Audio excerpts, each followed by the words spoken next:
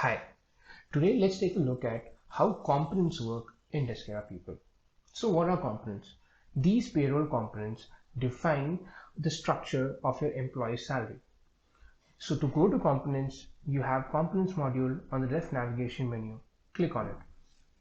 Once you click on the component section, you'll be able to see all the components that exist within the system. There are default components, there are also custom-made components. Let me just tell you the default components first. So the basic, the HRA, the conveyance allowance, fixed allowance, commission, bonus, and transport allowance are present in the system by default. You can choose to either activate them or deactivate them based on your preferences. There's also chance for you to create a custom component such as uniform allowance or a reduction here. I'll walk you through how to create a component now. So for creating a component, on the right hand side, click on the add component button.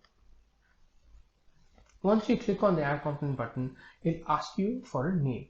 So you can give any name for a component. So let me just type in telephone allowance.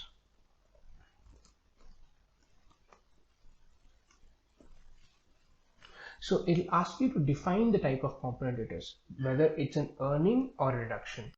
So right now, telephone allowances are earning. So I'll just click on earning. Once you clicked on the component type, there'll be some more fields activated here.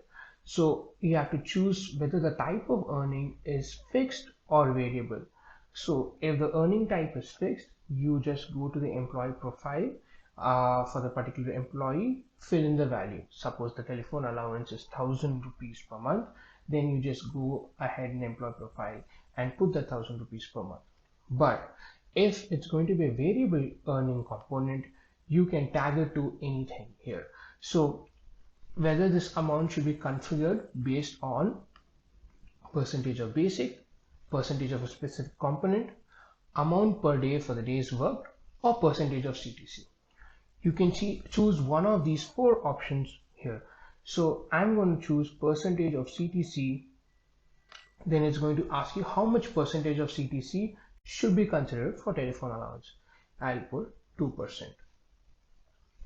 You can make sure this applies to all users and this is active, whether this should be included in the CTC or not. So I'm going to go to frequency now. If you see this add component sections, you have three tabs. One is details, one is frequency, the other is compliance. So the frequency means whether this component should be viable for the employee during every period, or is it monthly for certain months, quarterly for certain quarters, yearly either at the start of the year or the end of the year, or in a custom period. So let me choose for every period now. Again, let's head to the compliance section. In the compliance section, you'll be asked whether this particular component will be applicable to EPF, whether it will be applicable to ESI, or whether it is tax exempt. For me, the telephone allowance, I'm not going to make it applicable to any of these fields. So I'm going to leave it as such and then save. Once you save, the telephone allowance will come here and you can see what type it is, what amount type it is, whether it's applicable to EPF, ESI, or whether it's tax exempt, or whether it's active or inactive. Once you have created these components, you can go to your employee profile. You can assign these components to the employees, and you can even change the values in the employee profile. We'll talk about that in a later video. Thank you.